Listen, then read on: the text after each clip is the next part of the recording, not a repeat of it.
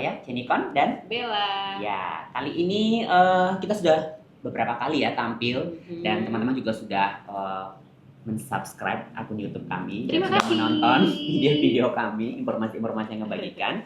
Nah kali ini kita ya tentu kita selalu mengangkat topik-topik yang menjadi isu hangat ya, karena kita ini penggila media sosial, kadang sering buka nih scroll Twitter gitu. Dan saya suka nonton TikTok dan juga Instagram, sehingga munculkan beberapa isu-isu pertanyaan-pertanyaan seputar kesehatan seksual dan reproduksi yang kita rasakan ini perlu deh kita harus bahas ya, termasuk salah satu topik yang sudah di-searching sama apa itu Kak? Jadi kemarin itu lagi scrolling X ya, terus habis itu ada yang membahas mengenai orgasme pada wanita. Dimana orgasme pada wanita itu memang yang pertama waktunya katanya jauh lebih lama dibandingkan laki-laki untuk mencapai orgasme. Yang kedua juga porsi wanita yang mengalami orgasme ternyata itu nggak sebanyak laki-laki. Betul gitu. sekali. Jadi apa dan kenapa sih hal itu terjadi? Di Indonesia itu bahkan belum ada penelitian yang sebenarnya terlapor seperti apa ya, tidak seperti penelitian di Amerika ya, ada yang melaporkan tuh sekitar berapa persen gitu. Tapi dipastikan sangat sedikit wanita Indonesia yang mengalami orgasme. Jadi artinya wanita-wanita orgasme itu defisiensi rasa orgasme yang sudah pernah kita jelaskan sebelumnya ya. Mungkin karena rasa tidak ingin tahu juga, tidak tahu juga sebenarnya orgasme itu bagaimana, tapi memang sama sekali tidak benar-benar merasakan Kak. Jadi ya kali ini di segmen ini kita akan membahas bagaimana kita bisa ngasih nasihat untuk memaksimalkan masukan supaya teman-teman bisa mungkin spice up your sexual life gitu ya. Jadi bagaimana bisa memanaskan ya ruang seksual Anda. Yang pertama apa Kak? Yang pertama itu kita tentunya harus di sini itu sering sekali kita harus bahas terkait tentang bagaimana bisa memperlama rangsangan. Memang karena kita sudah pernah bahas juga ya di video sebelumnya, kalau dalam siklus respon itu kalau laki-laki itu memang agak sedikit lebih cepat, tapi kalau wanita kan sedikit lebih lama dan membutuhkan waktu lebih panjang. Maka memang di sini perlu sekali bagi pasangannya, bahwa lawan pasangannya maksudnya ya, di sini untuk memastikan apakah pasangannya terstimulasi dengan cukup, yaitu memerhatikan daerah-daerah yang sensitif ya, daerah-daerah erotik namanya. Daerah-daerah erotik ini tuh contohnya mungkin ya seperti bagian-bagian dekat kemaluannya, bagian dalam ya, bagian-bagian pubis, payudara misalnya, bahkan juga mungkin seperti belakang telinga ya. Jadi mungkin bagi pasangan boleh ya sebelum mungkin langsung penetrasi, coba dulu ya merangsang di bagian-bagian tertentu, bagian-bagian tadi itu ya, mulai dengan bisik-bisik juga sebenarnya hal yang perlu diperhatikan ya, bisik-bisik, sentuhan-sentuhan lembut ya, itu bisa dimainkan gitu. Dan di sini menekankan pentingnya eksplorasi. Jadi selain mengeksplorasi bagian tubuh sendiri, juga bagi pasangan juga bisa banyak-banyak eksplorasi tubuh pasangan sendiri. Dia sukanya seperti apa sih? Gitu. Apa yang kira-kira paling bikin pasangan itu turn on bagian sebelah mana? Itu bisa saling mempelajari lah tubuh sendiri waktu saat aktivitas seksual ya. Ya, dan beberapa pasangan juga pernah saya baca satu literatur, memang ini juga dari majalah-majalah ya seperti Femina, Metro ya gitu ya. Nah, dikatakan bahwa memang ada satu daerah-daerah tertentu pada pasangan yang akhirnya membuat orang bisa sangat tertarik, dan untuk aktivitas-aktivitas selanjutnya kita sering akhirnya merangsang itu kembali dan saya rasa tidak masalah ya, asalkan memang akhirnya itu membuat kita semakin bergairah dengan pasangan. Itu yang pertama. Yang kedua, nah ini nih yang tadi tuh ngomongin yang ada di Twitter itu apa tuh Kak ya? Jadi salah satunya tuh yang akhirnya dibahas kemarin itu adalah mengenai G-spot. Ini sering banget nih disebut. Tapi sebetulnya posisi G-spot itu di mana sih gitu? Itu yang menjadi pertanyaan kan. Makanya orang-orang tuh selama ini masih G-spot itu di sebelah sini loh. Jadi mungkin kalau misalnya kita mensimulasi daerah sini pasti akan orgasme misalnya seperti itu. Itu kan sering menjadi pertanyaan gitu ya. Nah, kalau dari literatur sendiri gimana Dok Chen? G-spot itu sebetulnya ada di sebelah mana sih? Nah, ini juga sebenarnya ada sedikit kontroversi ya. Dibilangnya tuh G-spot itu karangan-karangan doang katanya. Nah, si G-spot. Jadi G-spot itu berasal dari kata Gravenberg ya. Jadi nama ahlinya itu yang menemukan itu adalah Gravenberg ya. Kurang lebih tahun 1950-an. Nah, jadi si Gravenberg itu memberikan gambaran bahwa Kalau lokasinya G-spot itu kira-kira di bagian anteriornya. Jadi vagina, bagian depannya itu ya, dinding atasnya itu adalah namanya Gravenberg spot, G-spot. Nah, jadi kalau misalnya katanya G-spot ini itu dirangsang, distimulasi, nanti dia akan bisa meningkatkan aerosol tadi itu dan bisa itu memperkaya aliran pembuluh darah ya, karena memang daerah G-spot ini juga kaya akan persarafan. Jadi itu yang akhirnya dimainkan. Nah, makanya tidak jarang juga sih beberapa mungkin orang-orang akhirnya memilih untuk memainkan dengan memasukkan seperti jari ya, untuk akhirnya menstimulasi si G-spot ini. Cuma saya perlu harus kasih peringatan ya. Jadi saya punya pengalaman dulu pada saat dokter muda ya. Jadi jaga di IGD pernah dapat pasien Kak. Jadi pasiennya itu datang ke IGD diantar dengan perdarahan yang banyak sekali pada saat setelah berhubungan seksual. Padahal bukan pada saat durasi masih berantem berhubungan. Jadi belum selesai bahkan ini tiba-tiba diantar ke IGD karena berdarah banyak sekali. Waktu itu berdarahannya itu kita periksa HB-nya 8. Kebayang ya 8 berarti banyak sekali darahnya yang keluar. Karena biasanya wanita itu kan kalau misalnya normal ya itu misalnya 11 12 ya HB-nya, tiba-tiba turun jadi 8, itu berarti kira kehilangan darah kurang berapa liter.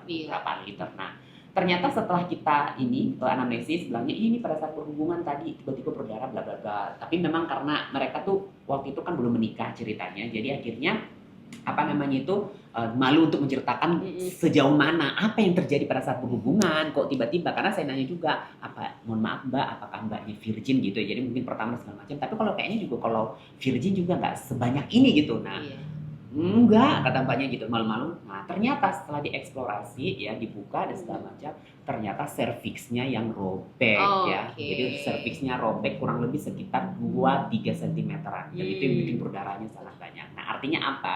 Jadi main jarinya kurang aman gitu. Jadi main jarinya mungkin kedalaman satu, terus jarinya juga mungkin satu, mohon maaf kukunya nggak dipotong gitu, sehingga akhirnya menyebabkan luka. Nah ini kan justru akhirnya malah petaka ya. Jadi kalau mau bermain-main dengan jari sekalipun untuk merangsang G-spot, mohon dipastikan jarinya bersih dan juga kukunya mohon maaf dipotong terlebih dahulu ya. Ada aturannya ya, nggak asal masukin aja ya. Itu dia. Jadi itu G-spot tadi. Jadi memang G-spot ini adalah daerah yang bagian anterior tadi vagina itu yang membuat akhirnya bisa lubrikasi ya, karena memang banyak mengandung inervasi dan juga pembuluh darah. Makanya mungkin ada beberapa yang merasa bahwa posisi-posisi tertentu itu akan menimbulkan rangsangan yang lebih maksimal gitu ya, karena dia mencoba untuk menstimulasi daerah anterior dari vaginanya. Ngomongin G-spot juga, kalau ngomongin anterior vagina itu sebetulnya juga ada organ-organ lain yang mungkin ada di daerah situ yang bisa jadi menstimulasi dan membantu tercapainya orgasme pada wanita, yaitu ada klitoris ya, dan juga ada di situ juga ada daerah uretra ya perempuan di situ. Nah itu makanya rangsangan terhadap klitoris itu juga menjadi salah satu yang penting sebetulnya ya untuk untuk ketercapaian orgasme pada perempuan gitu. Nah jadi klitoris sama Gravenberg spot ini atau G-spot ini sebenarnya satu kesatuan Kak. Jadi katanya, jadi kalau G-spot ini adalah bagian dalam sebenarnya terhubung dengan klitoris. Jadi makanya akhirnya dirangsang bersamaan. Jadi selain itu kalau dirangsang bagian luar rangsang klitoris, kalau mau dalamnya itu rangsang dari vagina G-spot. Nah tapi ada satu lagi daerah yang jarang juga orang bicarakan, tapi yang sering disebutkan G-spot ya. Betul. Tapi ada juga namanya A-spot. Ya, jadi apa itu A-spot? Ya, A-spot itu adalah anterior fornix erogenes ya. Jadi itu daerah di sekitar fornix anterior. Mungkin agak sedikit lebih dalam lagi ya. Tapi memang justru kalau memainkan organ yang ini memang daerah ya, bukan organ. Area yang ini tuh memang ya seperti tadi ya, harus berhati-hati. Jangan sampai nanti karena mungkin distimulasi berlebihan akhirnya menyebabkan perdarahan seperti kasus yang kita ceritakan sebelumnya. Tapi ada namanya daerah A-spot. Nah ini juga akhirnya sering sekali dimainkan para pria untuk penetrasi lebih dalam supaya bisa mencapai si A-spot ini supaya lebih maksimal dan bisa menghasilkan kepuasan gitu. Tapi untuk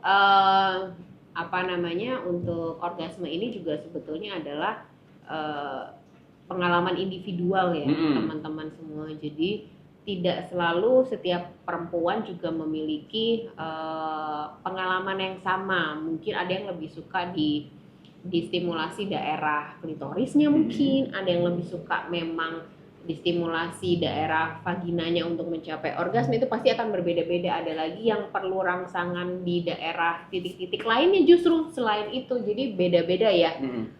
Itu tergantung dari yang kalian alami sendiri dan nggak bisa disamakan pengalamannya setiap orang. Tapi tidak apa-apa untuk dicoba, dieksplorasi justru akan sangat baik.